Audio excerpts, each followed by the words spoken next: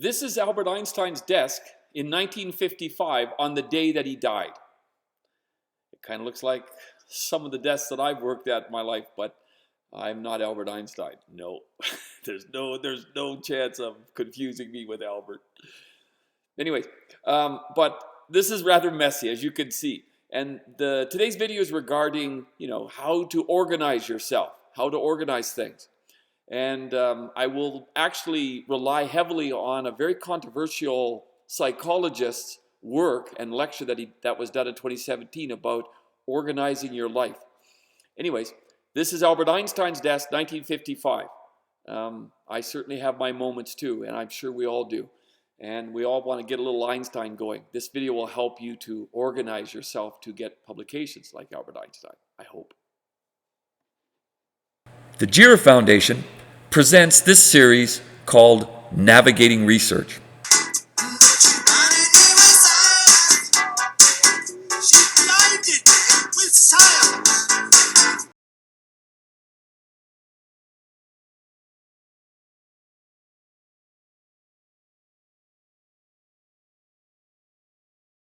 Yes, this is Albert Einstein's desk the day he died. And to be sure, it looks very messy. It looks disorganized. And perhaps it's a sign of a chaotic mind. Who knows? But the point is that this is Albert Einstein. This is Albert Einstein. We cut that dude some slack. Anybody out there who thinks there's somebody, you cut this dude some slack. He won Nobel Prizes. He won at least one. So, this guy produced science that created generational science after him. So, so let's, he rewrote Isaac Newton, just so we get it into the perspective of things, if we want perspectives. Now, but the thing about Albert Einstein is probably in other aspects of his life, it was very organized. I really don't know. But, I've heard rumors that he bought the identical clothing so they didn't have to choose one jacket over another. He just simply had all the jackets look the same. I don't know if that's true or not. But if he did do that, that's a sign of a person who's organizing routines in his life so that he doesn't waste any time thinking about anything else but what he really wants to think about, the big ideas, the big thoughts, the creativity. And it's possible, if those things are true, that desk is the remnants of his creative mind. So his desk is not organized because he's trying to be creative at this stage, okay? So everything else around him is organized. That is not. You can see he's got books in the background. He's got a few equations on the board. He's got a pile of papers there. He maybe reads through them, rummages through, whatever. But the bottom line is that, he probably tries to organize the little things around him so that he doesn't have to worry about those routines. They're just, obligatory. They just occur. It's like breathing, blinking your eyes. And then he can focus on the really big things, which is creative things like this. And that would be useful for a young researcher starting out. Be organized, to be sure, but get rid of all the little decision-making things that you have to make in your life so that you can do the really big things. But more importantly, just as a matter of course, if your desk looks like this, then if you don't know what's on your desk, then I would just simply throw it all on the floor and start from scratch, because then it's not useful at all.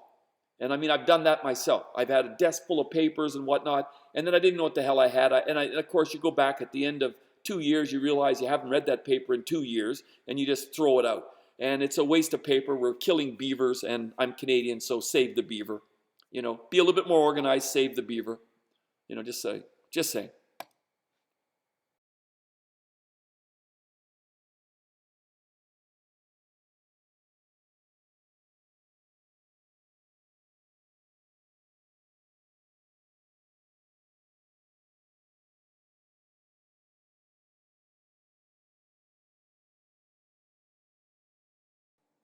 This is Jordan Peterson, a supposed controversial psychologist from the University of Toronto. I'm not sure. I want people to understand something.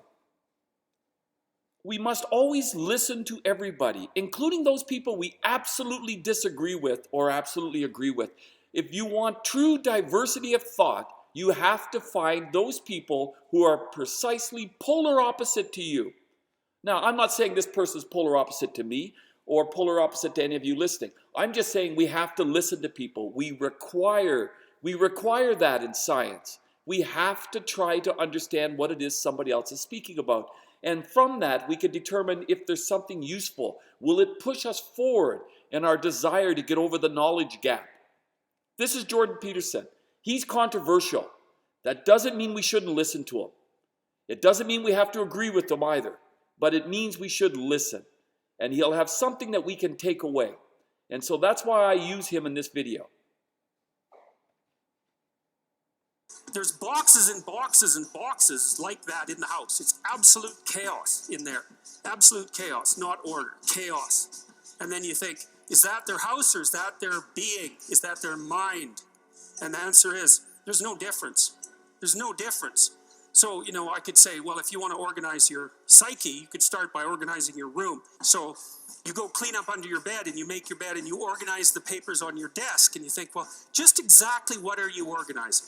Are you organizing the objective world or are you organizing your field of being? And Jung believed that, and I think there's a Buddhist doctrine that's sort of nested in there, that at the highest level of psychological integration, there's no difference between you and what you experience. What could you do to improve yourself? Well, let's step one step backwards. The first question might be, why should you even bother improving yourself? And I think the answer to that is something like, so you don't suffer any more stupidly than you have to.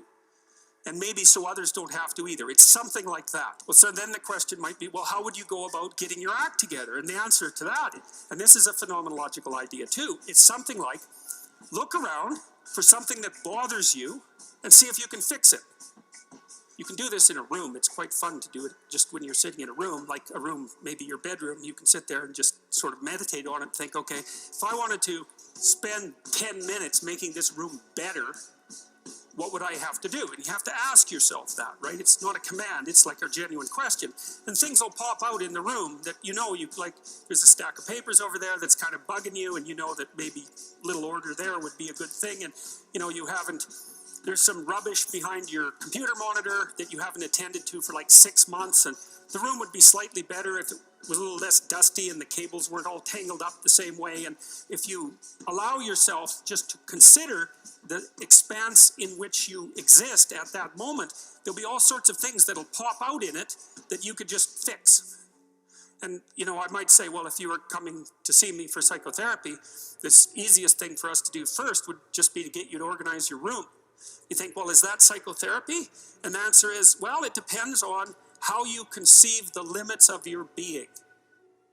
And I would say, start where you can start. If something announces itself to you, which is a strange way of thinking about it, as in need of repair, that you could repair, then, hey, fix it. You fix 100 things like that, your life will be a lot different. I often tell people, too, fix the things you repeat every day, because people tend to think of those as trivial, right? You get up, you brush your teeth, you have your breakfast, you have your routines that you go through every day. Well, those probably constitute 50% of your life. And people think, well, they're mundane, I don't need to pay attention to them. It's like, no, that's exactly wrong. The things you do every day, those are the most important things you do. Hands down. All you have to do is do the arithmetic.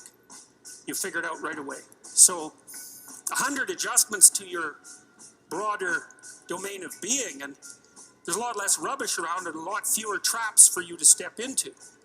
And so once you've got your mind and your emotions together, and once you're acting that out, then you can extend what you're willing to consider yourself and start fixing up the things that are part of your broader extent. You see what you aim at. And that, man, if you can get one thing through your head as a consequence of even being in university, that would be a good one. You see what you aim at. And so, because one inference you might draw from that is, be careful what you aim at, right? What you aim at determines the way the world manifests itself to you.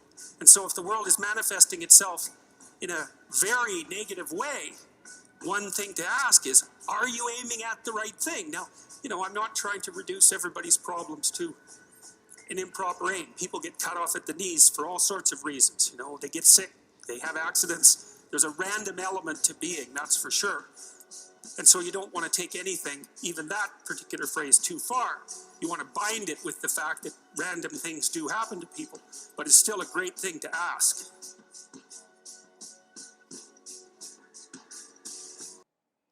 So Jordan Peterson is telling you to make your bed, literally, clean up your room. And he's saying that's a metaphor for organizing your life. And if you do the little things, and this is the key to this thing, you do the little things. And he makes the point that the little things add up. If we think about how much time we spend brushing our teeth, and you can work out that it's hours, it's literally many hours over the course of a year. If you spend 2 minutes a day brushing your teeth, times 365, that's a lot of hours, right? So that's 18 hours of brushing your teeth a year. And that's what it is. And so when Jordan Peterson's referring to is, if we do the little things and we keep them organized, then all the bigger things, the more interesting things, where our imagination really does go into dark corners. Okay, not dark corners, corners. Let's leave it at that. And whatever. Okay, but the upshot of the story is, you want to be able to get to the big things. But if you've organized all the little things around you, you've taken care of the fundamentals. You've taken care of the fundamentals. So in the case of research, you know the basics of physics. You know we all have a commonality that we can refer to when we write a paper. We know E equals mc squared. Therefore, we go back to that. And everybody who reads our work will know the same commonality. So regardless of the perspective, we get to the same answer. Or we come to understand what you're trying to say in your paper. So if you do the little things right, it leaves you the room to have this messy desk of Albert Einstein. Because on this desk is where all his thoughts and creative ideas are sitting. And that's the stuff he can't organize it yet because it hasn't been organized in his head yet. And that's probably just my guess. I don't know. I never knew the man. He died before I was born, obviously. And, that's life in the fast lane. But that's what it's all about. You organize the smaller things around you so that it gives you room or space or whatever else to have the really crazy ideas, to go to those corners in your mind where things can be done. Just kind of a cool idea. So get rid of the small little details of your life that are always in the way. And if they're done almost as a matter of routine, then you have more time to fixate and think about the really cool things. The real cool things are the ones we want to do. So, clean your room, make your bed, organize your thoughts. It's all connected, or so says Jordan Peterson. But we live it, so we know he's probably right. He's just being it's just talking common sense.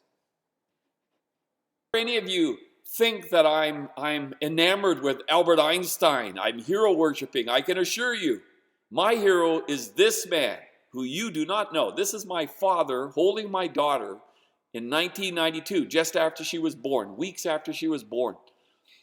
This is the man I look up to. This is the man that taught me how to survive in this world, literally. And okay, he beat me a lot of times too, and that hurt. I can assure you, I had trouble sitting.